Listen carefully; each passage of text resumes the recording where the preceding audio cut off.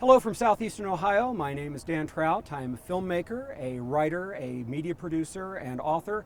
And the thing that is quite possibly one of the nearest and dearest to my hearts is whip artistry. I am a whip artist and a whip coach.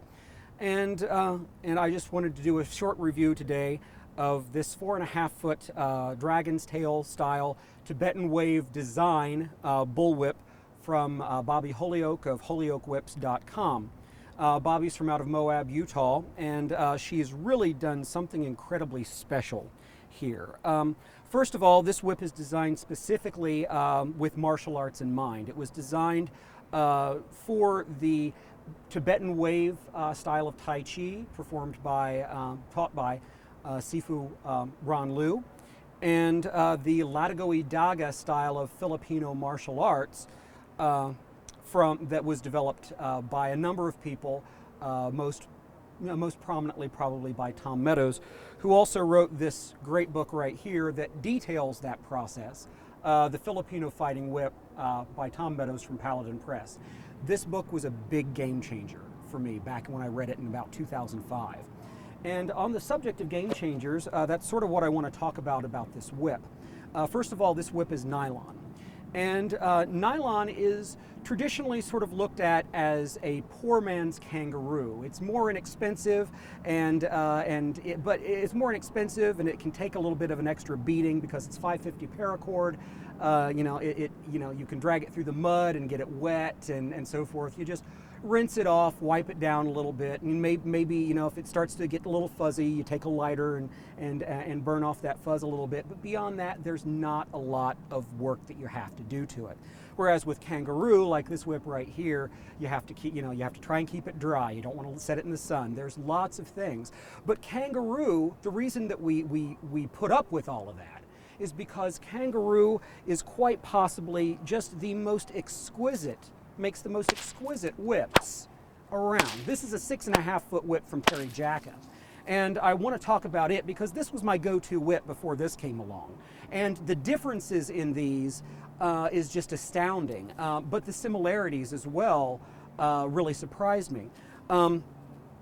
This whip, something that Tom Meadows talks about with this whip, is that he wanted a sort of a bellyless whip. And what we mean by bellyless is that this whip right here has a very distinct curvature to it, and this has to do with not only how it's braided, but also how it is cut out of the hide and so forth, to the point that it has this very natural curve. And if I go against this natural curve, you can see that it doesn't quite roll there as naturally. It's sort of like trying to bend your fingers back, whereas it wants to curl around this way. And it's the same thing with how it handles on the lateral sides of things. You've got a dorsal side, a ventral side, and the two lateral sides. And it doesn't, and if I tried to crack this whip this way, it would just absolutely not work. But this whip of Bobby's, and she demonstrates this very briefly in her own video featuring this whip before she sent it out to me, but that was about 3 or 4 weeks ago, and this whip has really loosened up. It's really opened up to the point that we're now going to do what's called what we affectionately call a Tom Meadows twist, where I crack the whip like so, and then I rotate it 90 degrees, and then crack it again, rotate it 90 degrees. And you can see that this whip cracks nice and evenly through all 360 degrees of how it handles. And I've seen other whips that do that, but that's with a loop crack. That's with a cattleman's crack like that. You can't really do that with flick cracks like that. But I have found, and I'm going to give it a shot here, that you can do that. Takes a little bit of time, but you can actually do that. It takes a little bit more preparation, but you can actually do that with this whip. It is absolutely amazing, and the attention to detail on this whip is something just that is absolutely lovely in how in the red and black colors and the way that the knots are done, and this semi-precious stone that's here on the end. This is selenite, and it just absolutely looks beautiful.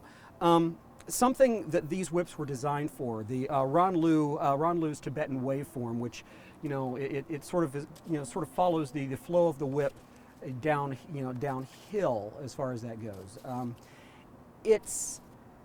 The aesthetics of it are very, very important, and the mindfulness of when you're cracking the whip is far more important. It's not just, you know, cut the target, you know, do the fancy routine, and then expect people, you know, to applaud. It's a much more internal system, and the mindfulness of it is very, very apparent. And the mindfulness in how this whip was made, I think, lends a lot, because this whip does not behave like kangaroo. And it doesn't behave like nylon either. It is quite possibly the most alive type of experience I've had with nylon, because nylon never feels like a living thing the way that kangaroo does. Whereas this one certainly has this wonderful, wonderful flow to it that makes it so much an extension of your arm.